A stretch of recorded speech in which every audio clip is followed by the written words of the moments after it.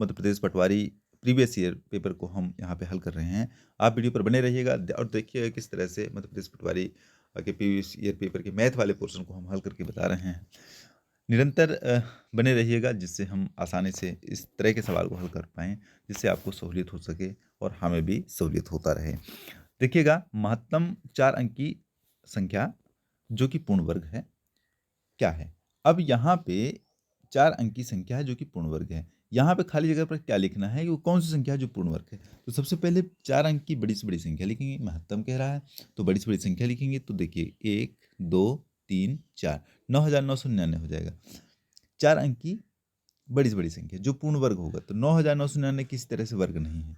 9909 भी वर्ग नहीं है। 9801 वर्ग है, चूँकि इसमें उत्तर लिखा हुआ है, लेकिन हम करके दिखा रहे हैं। देखिए 821 का वर्ग है 99, इसका वर्ग निकालना है तो पहले 99 में 1 घटा देते हैं तो 98 हो जाता है, और 2 अंक है तो 01 डाल देते हैं। ये नियम होता है, आप देख लेंगे कि इस तरह का नियम है। अब 9801 ये सवाल हमारा आसानी से बन गया। अगले सवाल पर ध्यान दीजिए। अगला सवाल है एक्स स्क्वायर बराबर 4224 है, तो इनमें से कौन सा सही है? देखिएगा, आहा क्या बात है, एक्स स्क्वायर बराबर 4224 है। तो 4224 किसका वर्ग है? इन दोनों में से किसी के वर्ग के बीच का होगा 4224।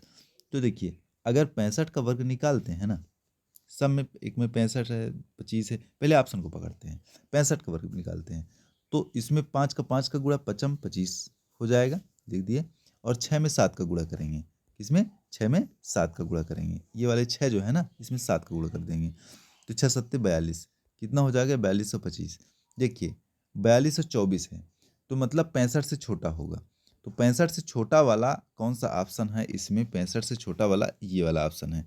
65 से छोटा, ये कह रहा है यहाँ पे 65 से छोटा है, लेकिन 64 से बड़ा है वो संख्या, तो ऑलरेडी 65 से छोटा है और ये 64 से बड़ा ही होगा। ऑलरेडी 65 छोटा है तो लगातार नंबर सीरीज में दिया हुआ है, तो निश्चित तौर पर हमारा 1 नंबर का उत्तर सही है। वीडियो पर बने रहिएगा और देखिएगा सवाल अगला। यदि x/5 और 9/15 समतुल्य है तो x का मान क्या है? ये सवाल हम नीचे से हल कर रहे हैं, ध्यान दीजिएगा। कह रहा है x/5 और 9/15 समतुल्य है तो x का मान क्या होगा? तो x/5 और 9/15 समतुल्य है। देखिएगा, 5 में कितने का गुणा किए हैं तो 15 आया है, तो 5 तिहाई 15 हो गए। अब 5 में कितने का गुणा कर दें, 5 में कितने का गुणा कर दें कि 15 आ जाए, तो 3 का गुणा किए हैं। तो x में कितने का गुणा किए हैं कि 9 आ जाए, तो 3 का गुणा किए तो 3 त्रिकाई 9 हो जाएगा। इस 3 का ऊपर भी गुणा करेंगे, तो क्या क्या कह रहा है कि x का मतलब कितना है? तो x का मतलब 3 होगा, तब ना 3 त्रिकाई 9 होगा, तो सीधी सी मतलब है 3 है। ऑप्शन बड़ी आसानी से देख सकते हैं और सरलता से हल हो गया। अगले सवाल को देखते हैं। वह छोटी छोटी संख्या ज्ञात करें जो 8934 से घटाया जाना चाहिए ताकि ये पूर्ण वर्ग बन जाए। देखिए भैया, ये सवाल जो है हम गुणनखंड विधि से नहीं लगा सकते हैं, क्योंकि इसमें कह रहा है कि कितना ज़्यादा लिखा हुआ है। गुणनखंड विधि से भी लगा सकते हैं और भाग से भी लगा सकते हैं, लेकिन हम यहाँ पे भाग विधि से इसको हल करके अभी दिखा रहे हैं। अभी 8934 है, तो यहाँ पे लिखो भैया 8934। अब इसको सीधा सा भाग विधि के हिसाब से अपन को हल करना है। देखिए, ये कर दिए, एक जोड़ा बना लिए और दूसरा जोड़ा बना लिए, 9 नमा 81, यहाँ पे 81 डाले, 9 में 8 घटाओगे तो 1, और इस 9 को एक बार और जोड़ोगे तो 9 9 18। अब देखिएगा, यहाँ पे क्या उतार दिए? 3 और 4 उतार दिए, 3 और 4 उतार दिए, 134 हो गया, 834, सॉरी 834 हो गया। अब इसको हम क्या करेंगे? एक ऐसी संख्या लेंगे जिससे हमारा उत्तर प्राप्त हो जाए। अब देखिए, यहाँ पे अगर 4 से गुणा करते हैं तो 4 चौको 16 की, 4 चौको 16 की 6 हासिल 1, 4 अट्ठे 32, 1 33 की 3 हासिल 3, 4 एकम 4 3 7। देखो 736 प्राप्त हुआ ना। इस 4 को और जोड़ देंगे तो 4 4 8 हो गया, और 8 की 8 हो गया, 188 हो गया। लेकिन इसमें 14 में 6 घटाओगे तो 8 बचेगा, और 12 में 3 घटाओगे तो 9 3 12, 98। देखिए उत्तर प्राप्त हो गया आपका। 98 ज़्यादा है इसमें, इसमें 98 ज़्यादा। 98 जब इसमें से घटा देंगे ना तो एक पूर्ण वर्ग संख्या प्राप्त हो जाएगा। चलिए अगला सवाल बहुत आसान है और बहुत सस्ता भी है। देखिएगा, सस्ता क्या है?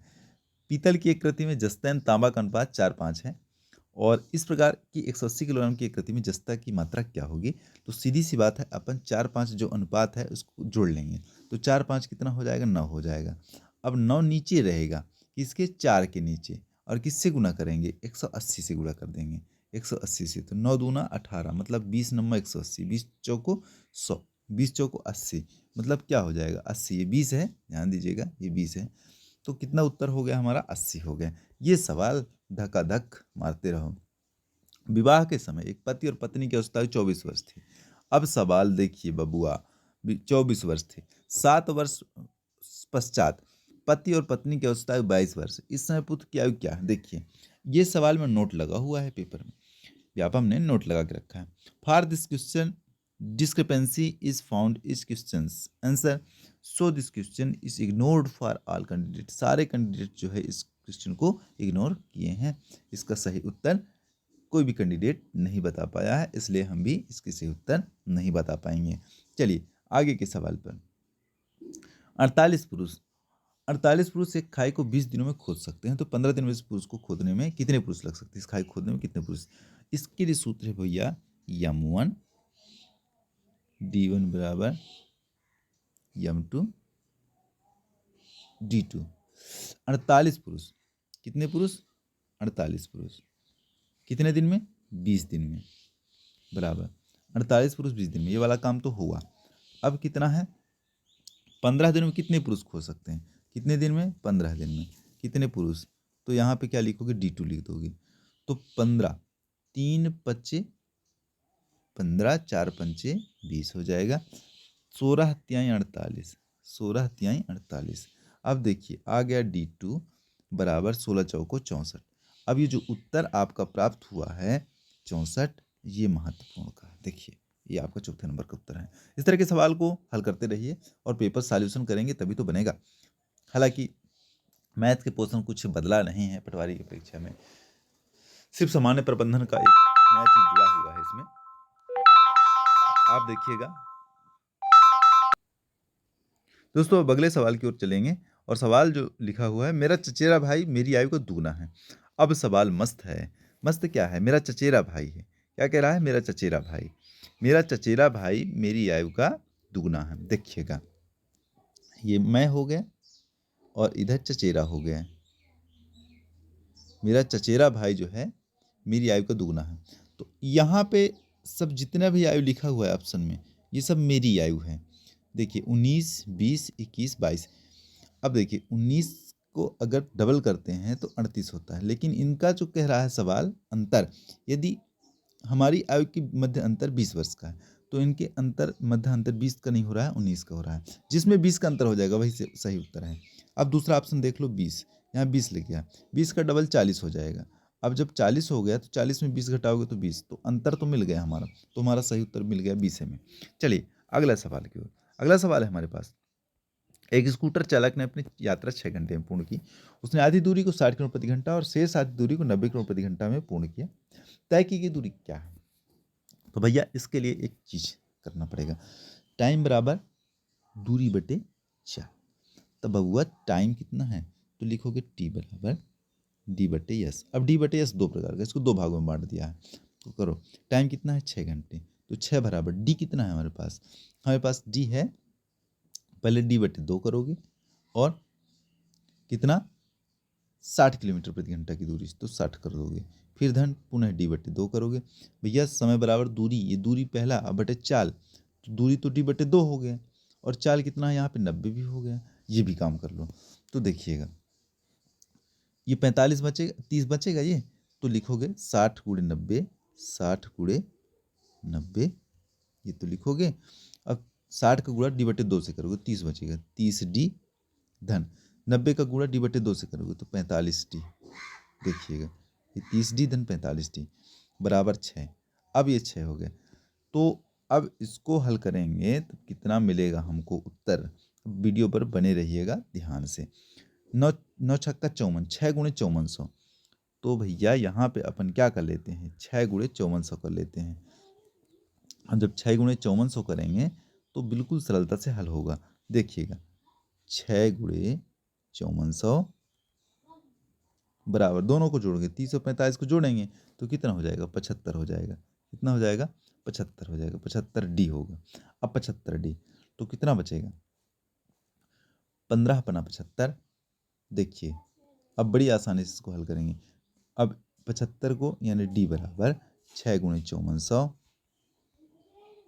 बटे 75। अब जब इसका भाग करोगे 75 से तो कितना आ जाएगा, 432 आपका उत्तर प्राप्त हो जाएगा निश्चित तौर पर। आप स्क्रीन पर है लिखा हुआ है, आप देख लीजिएगा। चलिए अगले सवाल को भी ध्यान देते हैं। औसत कैसे निकालें, तो औसत तो समान बात है, हर व्यक्ति से औसत बन जाएगा। सबको जोड़ेंगे, 44, 57, 41, 28 और 300, इन सबको जोड़ रहे हैं तो 200 हो रहा है।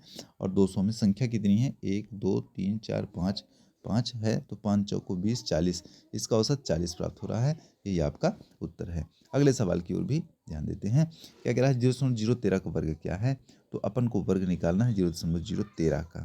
तो 0.013 का वर्ग, देखिए 0.013, 13 का वर्ग कितना होता है, 13 का वर्ग होता है भैया 169, 169। लेकिन यहाँ पे 3 अंक पहले दशमलव है, तो जब 3 अंक पहले दशमलव यहाँ पे लिखा हुआ है तो अपन को इसका वर्ग निकालने के लिए 6 अंक पहले दशमलव होना चाहिए, तब ना वर्ग होगा। तो 1 2 3 4 5 6, यहाँ पे 0.000 वाला ऑप्शन आपका उत्तर होगा। 0.000 ये तीसरा नंबर जो है सही उत्तर है। देखिएगा बड़ी आसानी से और मस्त, एकदम मस्त चीज़ है, ध्यान दीजिएगा एकदम धोखा ना हो, इसलिए आप इसी तरह के सवाल को हल कीजिए। सवाल 28 नंबर का है। यहाँ पे लिखा हुआ है x² ऋण 2x धन 3 p1 बराबर कितना होगा। यदि px बराबर लिखा हुआ है कि कितना है, तब हमको यहाँ पे प्राप्त होगा उत्तर। लेकिन उत्तर में क्या कह रहा है, so this questions is ignored for all candidates, चूंकि ऑल कैंडिडेट इग्नोर किए हैं, किसी के साथ में इसका उत्तर नहीं आ रहा था इसलिए। अब हम इसके अगले वाले सवाल को, एक वर्ग के क्षेत्रफल का अनुपात उसके विकर्ण पर खींचे गए वर्ग से अनुपात होगा। देखिएगा ये सवाल कह रहा है हमको एक वर्ग बनाना है और कह रहा है इस वर्ग का जो क्षेत्रफल होगा ना, इसके विकर्ण पर बनाए गए क्षेत्रफल के बराबर होगा। ये विकर्ण यहाँ हो जाएगा। अब विकर्ण पर बनाया गया वर्ग, ये देखिए विकर्ण पर जो वर्ग बनाया गया है ये हुई ना, विकर्ण पर जो वर्ग बनाया गया उसके, देखिए विकर्ण क्या होता है, √2। अब ये जो बड़े वाला है ना, ये जो बड़ा वाला है इसका देखते हैं, ये जो बड़ा वाला है इसका क्षेत्रफल कितना होगा। इसका क्षेत्रफल होता है वर्ग का क्षेत्रफल क्या होता है, √2 का स्क्वायर, भुजा का स्क्वायर, तो रूट से रूट काट दोगे बराबर 2 बचेगा। और इसका अगर 1 है भैया, इसका 1 होगा तभी इसका √2 होगा भैया, ये जो 1 और 1 हैं तभी ये वाली भुजा √2 होगा।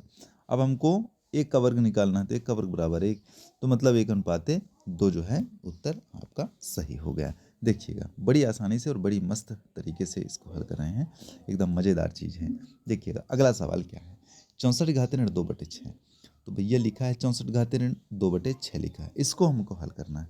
हल करेंगे तो 2 की घातें 6, 2 की घातें 6 का मतलब 64 होता है, ध्यान रखिएगा, गुणे ऋण ऋण 2/6, तो 6 तो कैंसिल करो, तो बराबर कितना बचा, 2 की घातें ऋण 2। अब जब इसको हटाना है, क्या हटाना है, क्या हटाना है, ये वाले ऋण को हटाना है, तो बटा करोगे, 1/2 की घातें 2, तो मतलब 1/2 दूनी 4, 1/4, यही आपका सही उत्तर है 1/4। देखिएगा बड़ी आसानी से इसके सवाल को हल कर रहे हैं हम। अब यहाँ पे एक सवाल और है, एक सवाल और है, मज़ेदार सवाल है। देखते हैं ये सवाल क्या है। यहाँ से यहाँ तक जो सवाल लिखा हुआ है इसको आप किस दृष्टि से हल कर रहे हो। देखिए ये सवाल जो है 100 गुणे 1000 गुणे 10, इसमें जीरो गिनना है भैया। 100 के कितने जीरो, 100 के कितने जीरो हैं, 3 जीरो हैं, तो 100 के 3 जीरो, 2 जीरो। फिर 1000 के कितने जीरो है, 3 जीरो, 1 2 3। फिर 10 के कितने जीरो है, 1 जीरो। कुल जीरो कितने हो गए, देखिए 1 2 3 4 5 6, 6 जीरो। अब 967 जो है ना, 967 जो है ये कितने हैं, 967 1, 967 2, 967 3, तो 6 जीरो देखते हैं 967 में दशमलव कितना है, 1 2 के पहले दशमलव, 3, 4, 5, 6 के पहले दशमलव, तो ये वाला जो 6 ठो जीरो है ये दशमलव वाला से गुणा करेंगे तो समाप्त हो जाएगा। तो कुल मिलाकर कितना बचेगा? 967। 3 बार बचेगा तो 967 घाते 3 हो जाएगा। इस तरह का सवाल बहुत आसानी से हल कर लीजिएगा। चलिए, बहुत बहुत शुक्रिया आपको वीडियो देखने के लिए, बहुत बहुत धन्यवाद। हमारे चैनल को सब्सक्राइब कीजिए, वीडियो को लाइक कीजिए, शेयर कीजिए तथा कमेंट करना बिल्कुल ना भूलिए। वीडियो थोड़ा सा लंबा हो जाता है लेकिन आपको पूर्णतः सॉल्यूशन इसमें मिलेगा। धन्यवाद।